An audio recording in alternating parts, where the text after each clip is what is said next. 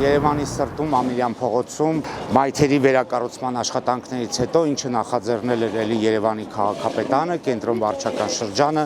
տեսնում եք քարից մայթեր են հավաքված, այստեղ արկային կենսունակության ավարտին մոտ գտնվող չոր, փտած, բազմաթիվ հիվանդություններ, սնամեջ եւ տապալման վտանգ ունեցող ծառատեսակներ ստուգվելով համապատասխան սարքերով հեռացվեցին, բավականին հատված թողել ենք ծառերը մնացել են, որոնք որ դեռ կենսունակ են եւ կարող է մի քանի տարի գոյատևել եւ հիմա ի ուրախություն բոլորիս Ամիրյան փողոցում տնկվում է կատալպա տեսակի ծառատեսակ խուսափելու համար մանիպուլյացիաներից կա կատալպա գնդաձև, որոնք տնկվել են Մելիք Ադամյանում, սա կատալպա սովորականն է, տնկվող ծառերը 10 տարեկան հասուն կայացած ծառեր են, որոնք հենց այս տարի կտան իրենց սաղարթները եւ իհարկե տարից տարի այն կավելացնել հասնելով 15-ից մինչեւ 20 մետր բարձրությամբ։ Հիմա տնկում ենք մինչեւ Զաքյան, փուլ առ փուլ ենք տնկելու, որովհետեւ պետք է շինարարությունը ավարտվի, հետո մենք տնկենք։ Այսօր տնկում ենք 33-ը, այս հատվածից հեռացվել էին